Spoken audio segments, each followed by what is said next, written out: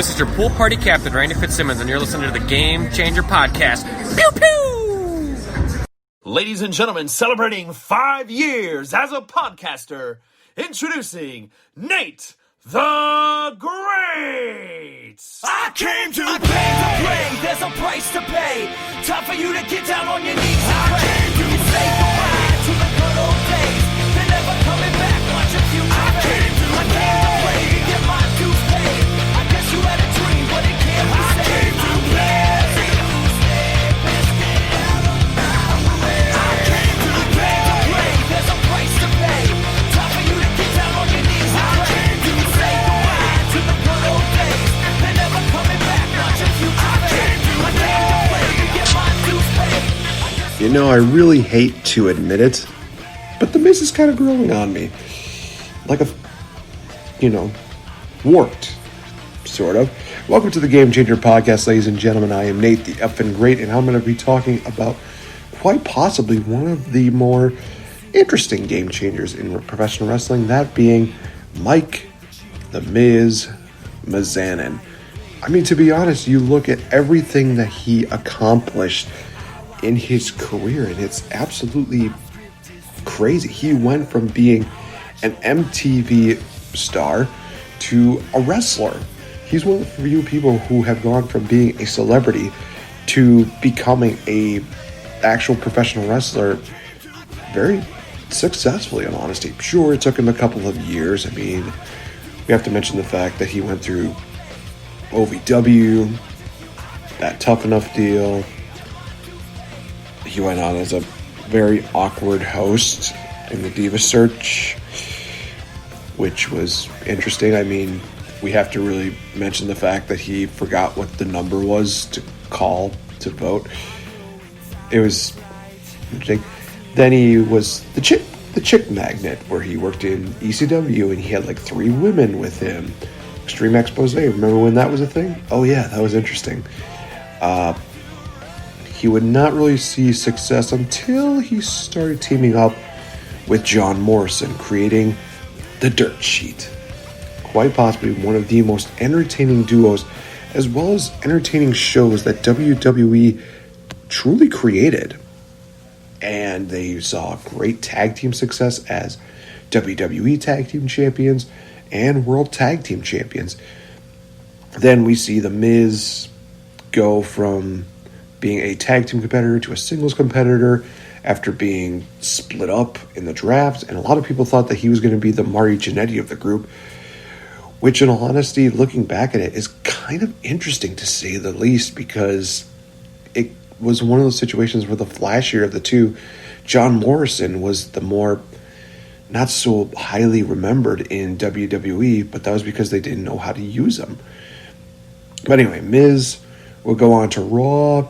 He would have a weird feud with John Cena. Then he would lose to Cena and be banished from SummerSlam. Then he came back as, Calgary Kid. Interesting, to say the least. He got his job back, won the United States Championship, would become a unified tag team champion, would lose the United States Championship to Bret Hart, and then he would regain it in a Fatal 4-Way matchup just before the Fatal 4-Way pay-per-view, which was stupid, in all honesty. Then he would go on to win Money in the Bank. He would lose his United States Championship to his rookie, Daniel Bryan. He would go on to win the WWE Championship in what was honestly one of the most iconic moments ever because of Miz Girl. Look that up, and you'll understand why Miz is the stuff of dreams, especially to little children. Then he would go on to have a interesting tag team dynamic with R-Truth, in which they became the Awesome Truth, which was honestly probably one of the best things that WWE has done since pairing up Jeff Jarrett. No, not Jeff Jarrett. Road Dogg Jesse James and R-Truth back in the day, maybe. Seemed like a good idea at the time. Miz would go on to have some very interesting successes where he would go on to compete for the U.S. title. He would go on to compete for the Intercontinental title, which was where he really started to shine. And no brighter moment was that ever denied then on the Talking Smack segment featuring him and Daniel Bryan, because this was one of the few times where people thought it was a work. They thought that this was something that could not possibly be real. And to everybody's credit, it was one of those things where it felt real. It felt like it was something that a lot of people were not expecting. It created for a great moment, and it also just absolutely flabbergasted so many people, because Miz actually went off on Daniel Bryan because Daniel Bryan said, "You fight like a coward." Miz made the point of saying, the reason why I wrestle is because I don't get injured, referring to Daniel Bryan having the unfortunate series of injuries that he had that involved his neck as well as his concussions. So basically, Miz is just hitting Daniel Bryan in the jugular, knowing the fact that he can't perform at his level. And this was where Miz would go on to have, that, never-ending Intercontinental title tour. That was fun. That was absolutely great. I absolutely loved that. It culminated with a match with Dolph Ziggler on No Mercy, where it was title versus career. Dolph Ziggler won, but it was still really good. It was still a really good matchup. Oh, that was one of my favorite matches that they did ever since they did the brand split.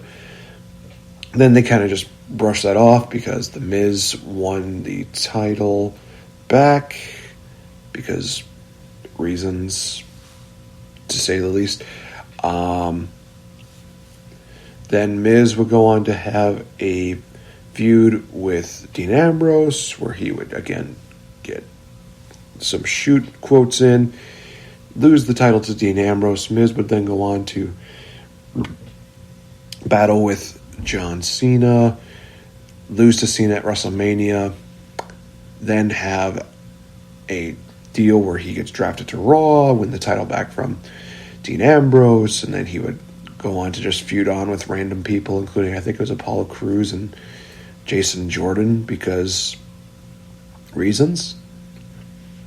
Then he would go on to feud with Roman Reigns, have a back and forth title changes between them.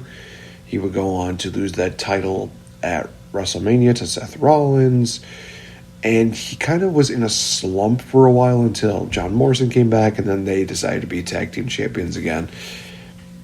And that's kind of where it is. Oh, yeah, and The Miz also had a weird face turn where he was basically working with Ric Flair, and they decided, hey, let's have him do the figure four now as a finisher, which has not really won him that many matches. I remember one match in particular that he won, and that was a WrestleMania match against Wade Barrett for the Intercontinental title, because that made just so much sense. I don't know. So The Miz has had quite the interesting career, to say the least. Like I said, he's been one of the most talked about heels ever since he came in. He went from him being annoying to him having actual legitimate heat to him being a likable heel. Then he just became that heel that everybody just loved to hate, because he was talking about, I'm from Hollywood and I do things my way and I am amazing and I get spray tans, and why am I making him sound like he's a Southern Belle or something like that? What am I doing? Basically, he's just saying, like, I am the Hollywood God. I am everything that everybody should aspire to be. I am better than you. I have a hot wife. I have two gorgeous girls. He is one of those guys who just, honestly, you kind of look at him and you kind of have to hate him. But at the same time, you kind of admire the fact that he came from humble beginnings, went on to be this, loudmouth, trash-talky deal where he, was on MTV. Then he would go on to be the smash talker in the developmental deal. He would continue that streak going into his early career, and then eventually go on to, have some great matches as time went on. I mean, honestly, his feud with Dolph Ziggler for the Intercontinental title, I believe there was a feud that they did with him in 2014, I want to say. because I remember that they had a series of matches between Dolph Ziggler and Miz where they traded the title back and forth, and that was great. And then when they had the brand splits, they had their feud kind of rekindled, in which Dolph Ziggler put his career on the line, like I said before. Still one of my favorite matches. So the chemistry that Dolph Ziggler and Miz had was just absolutely phenomenal. And you kind of see a couple sparks from him every now and again, but it's one of those things where if you look back at somebody who's really encompassed what the Intercontinental Championship has really just been absolutely missing, what it's been missing, it has definitely been The Miz. And I don't think there's that many people that can really do it. The fact that I'm really putting The Miz, of all people, in the same conversations of guys like Randy Savage, Ricky Steamboat, Chris Jericho, Bret Hart, is absolutely astonishing, but he deserves to be in that same conversation. One of the longest reigning Intercontinental Champions in history, whether he has 9 reigns or not, he's definitely held on to that championship very long. And the fact of the matter is that he has definitely created so many great moments with WWE. Now, obviously, as I'm recording this right now, he is still the Money in the Bank holder, and he could be cashing in to become champion within the next couple of months. To be honest, he had his shot with the title back in 2011. He had a brief run in there, and unfortunately, because of them building up the match between Rock and Cena, it kind of derailed him a little bit.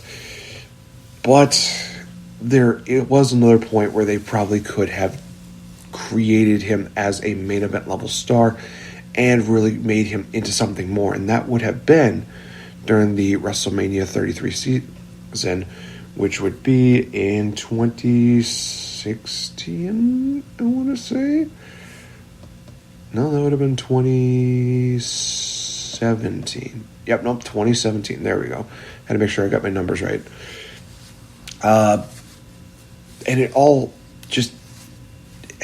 He had the opportunity. You look at everything that he did in 2016 where he made the Intercontinental title relevant, but he also had that Talking Smack promo with Daniel Bryan. He definitely was one of those guys who was making SmackDown must-see television. And then they just kind of just took it away from him in a matter of months, losing the Intercontinental title to Dean Ambrose because reasons. Having him lose to John Cena and Nikki Bella at WrestleMania because reasons. Having him win the Intercontinental Championship back from Dean Ambrose in almost one of the worst ways by disqualification because reasons. And just having this really weird kind of deal. Okay, so this is going to be a bit of a two-part deal, and I'm actually going to do this after I have the commercial break. I'm going to actually rebook a year of Mike Mizanin, of The Miz, because in all honesty, I really think that there was just so much opportunity that they could have done during that 2017-2018 time, and I'm going to be doing some fantasy booking for that. So when I come back, it's going to be a fantasy booking bonanza. So stay tuned, guys. Be right back after this commercial message. This is the Princess of Pro Wrestling, SoCal Val, inviting you to watch Grown Ass Women TV every Wednesday at 5 p.m. Eastern on YouTube. GAW TV is the ultimate slumber party with me, Lisa Marie Varon, and Mickey James. Plus, special guests like Mick Foley, WWE's Paige, and more. We're live in the YouTube chat room every Wednesday for each episode premiere. So join us, and don't forget to bring a cocktail. Visit GawTV.com for more info. That's GAWTV.com. We'll see you there. Ladies and gentlemen, this is Coda Jacobs, the crusader and visionary behind a brighter future in wrestling. If you're an honorable and noble public servant like myself, you are listening to the Game Changer Podcast. Welcome back, ladies and gentlemen. I am NateFNGreat. This is the Game Changer Podcast, and I did mention that I'm going to be doing a nice little fantasy booking for the one and only Miz during the reign of 2017. So if you will bear with me, ladies and gentlemen, let me have a go at this. So we're going to start off at WrestleMania 33. Easy enough. Have Miz and Maurice win. They're going to be sticking around longer. They're going to actually have something more to contribute than Nikki Bella and John Cena, who are literally just going to be leaving immediately after it is over. It's one of those things where I'm just absolutely flabbergasted at the fact that they did this, because all they did was to have a nice feel-good moment and then having the engagement, which honestly, have you not remembered WrestleMania 7? 7 or 8.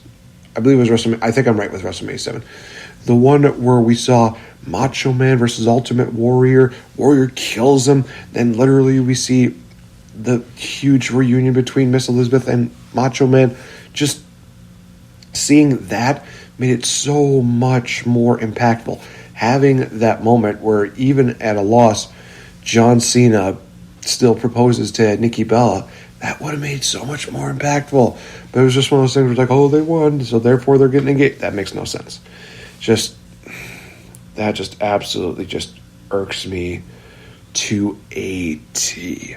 So, again, Miz and Maurice win at Mania. No ifs, ands, or buts about it. So they have the momentum going back into SmackDown, in which we see The Miz challenging Dean Ambrose for the Intercontinental Championship. I'm not going to have that weird, wild card rule until about maybe a couple weeks in. So, Miz and Dean Ambrose, they have their match on SmackDown. The Miz beats Dean Ambrose for the title, and he is back on his quote-unquote never-ending reign as Intercontinental Champion. We get a nice little deal in which we see, everybody getting switched around with the draft and the wild card rule, blah, blah, blah, whatever the hell it was. Miz actually has a great Intercontinental title defense against Dolph Ziggler, and Daniel Bryan is saying, okay, well, I'm getting ready to set up the next Intercontinental title defense, and this is where Miz decides to quote-unquote lawyer up. What this means is that he wants to have that title be more prestigious. In Miz's mind, he believes that he's on the same level as Brock Lesnar. He can even make a comment where he's just saying, think about it like this. I have made movies. I have done this. I have been here nonstop. I deserve to be treated not only like Brock Lesnar, but I deserve to be treated better than Brock Lesnar. So he basically makes it seem like he's never going to defend that Intercontinental Championship. He makes sure that he puts in his contract that he will only defend the championship on pay-per-view. It's one of those things where the WWE management is just blown away by this, but at the same time, they could not deny the Miz's success, and this just eats away at Daniel Bryan. He literally hates the fact that Miz is getting away with this. He's literally just absolutely pissed at the fact that the guy who he called a coward is literally getting away with this more. And every time that they have the Miz talking smack, he'll come on every other week, maybe once a month, and Miz will especially be on when Daniel Bryan is involved. And Bryan, he makes comments towards the Miz, and Miz just brushes it off, and he's like, Bryan, the former me would have been mad about these kind of comments, but the fact of the matter is, I get what I want, and you can't do anything about it. You're my boss, but you have to treat your employee very well. And you can't go against WWE, you can't go against the WWE, especially not the board of directors.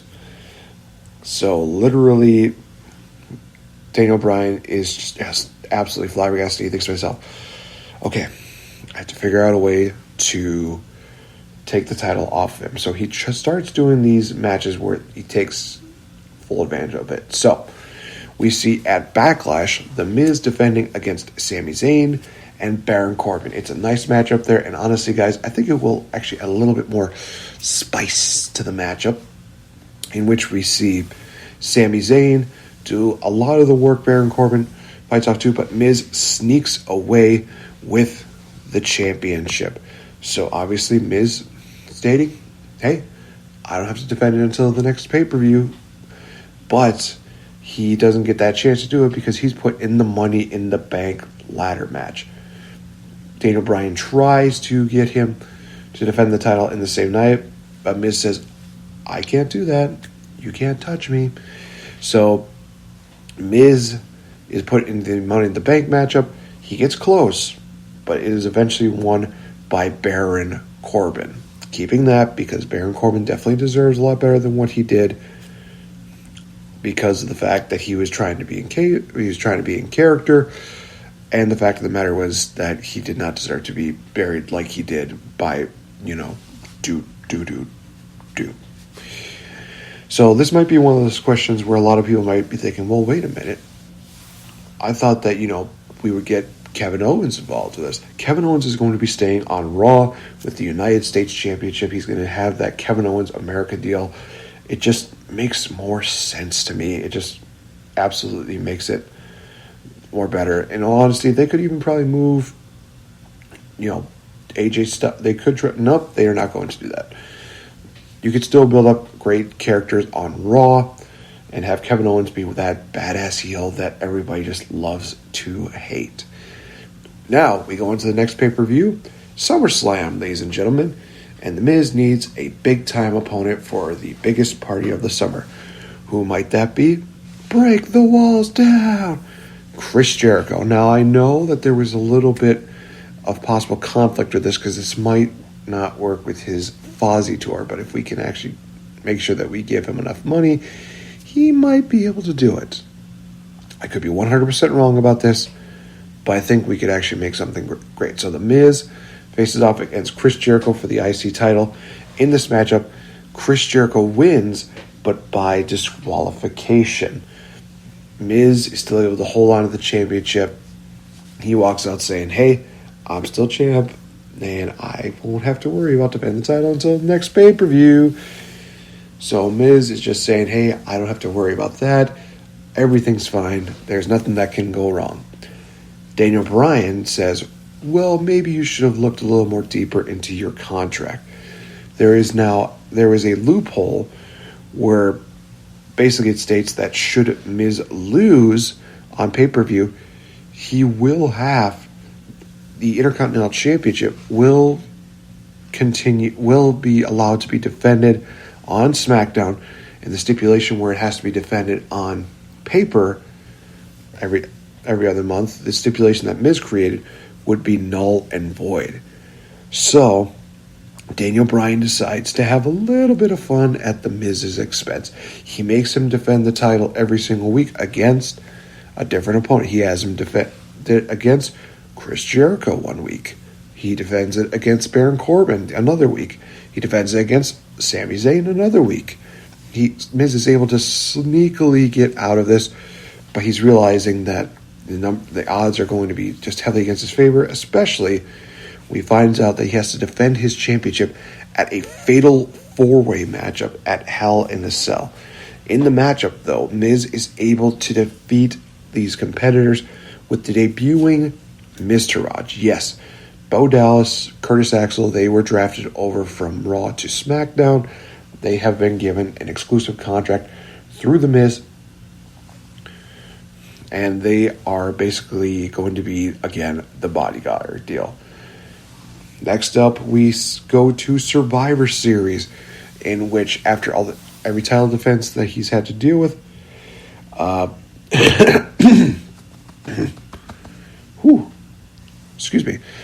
The Miz will be battling against Kevin Owens in that champion versus champions match at Survivor Series. Honestly, it would be just a really great matchup to see the two of them. Plus, the battle of the mics. Ooh, that is just too good. To pass up. The Miz defeating Kevin Owens at Survivor Series. He believes, you know what? I was one of the people that definitely ensured that SmackDown got the victory. So I believe that I'm entitled to a WWE Championship match. Daniel Bryan says, I'll give you the WWE Championship match, but you have to defend your Intercontinental title against Shinsuke Nakamura.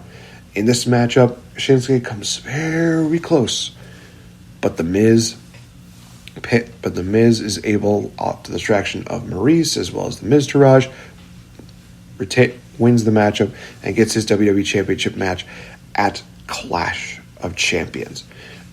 At Clash of Champions, it looks like AJ Styles is going to lose the championship, but thanks to Nakamura and company taking out the Miztourage and also making sure that Miz does not cheat, AJ Styles retains at Clash of Champions, because in all honesty, I would much rather prefer that matchup over AJ Styles and Jinder Mahal.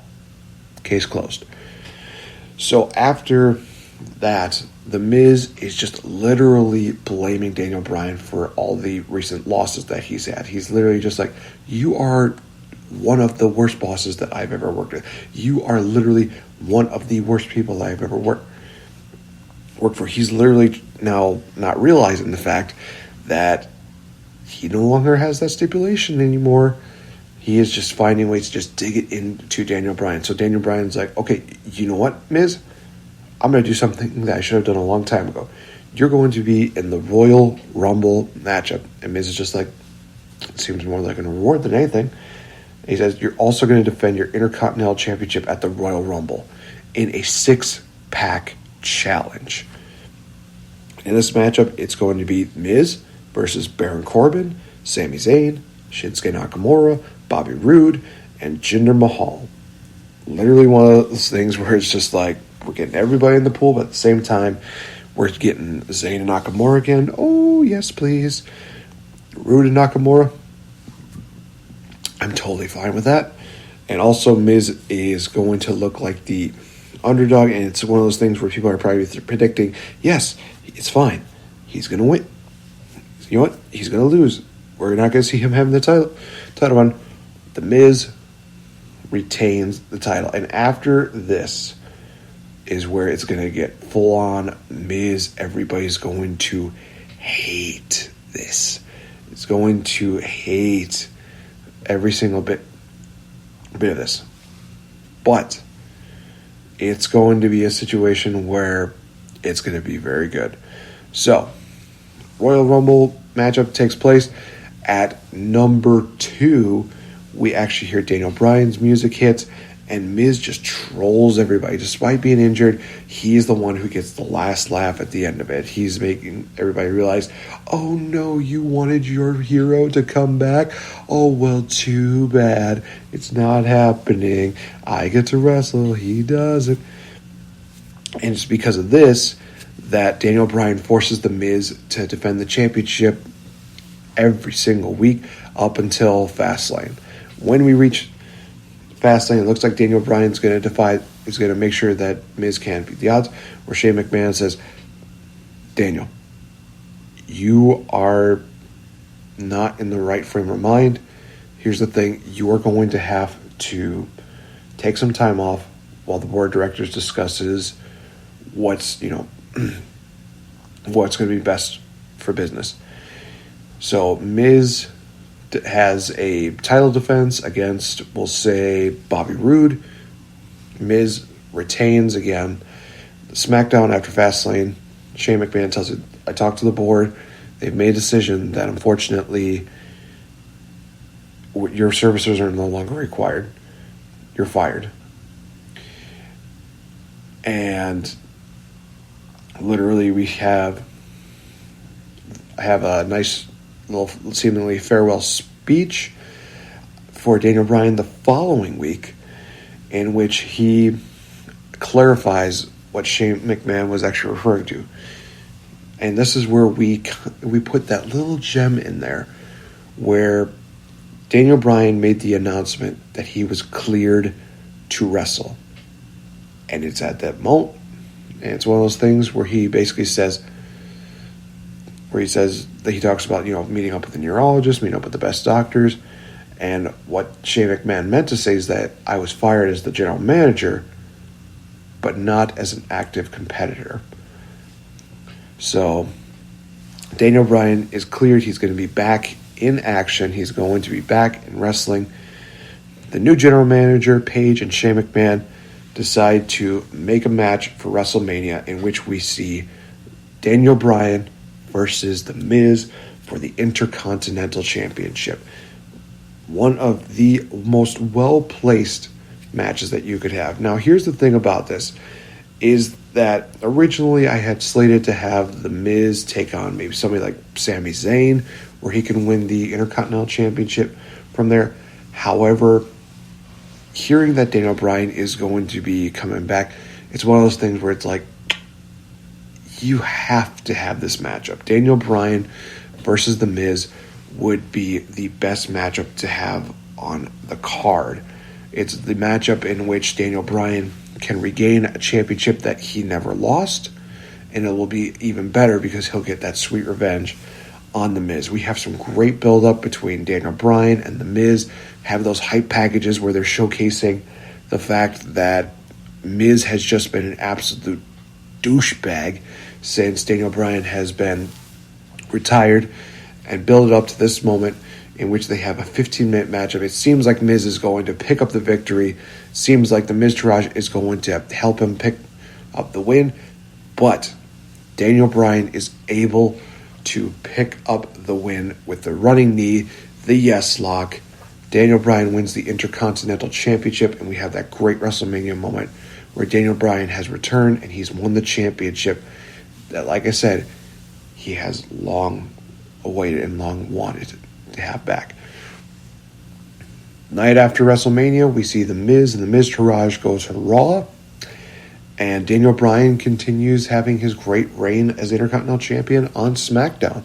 We have him, we shake things up a bit, where maybe it can be Daniel Bryan versus Shinsuke Nakamura, Daniel Bryan versus Sami Zayn. You build up so many great matches from there, and Miz can be that great heel that Raw needs to have, especially if you're going to have Kevin Owens go from Raw to SmackDown. Yes, I am definitely heavily promoting Daniel Bryan versus Kevin Owens for the Intercontinental Championship. I want that. I want that so much. So that is how I would book The Miz from WrestleMania 33 to WrestleMania 34. Hopefully you guys enjoyed that. Thank you so much for listening into this show. Be sure to follow me on Twitter at RealFNGame.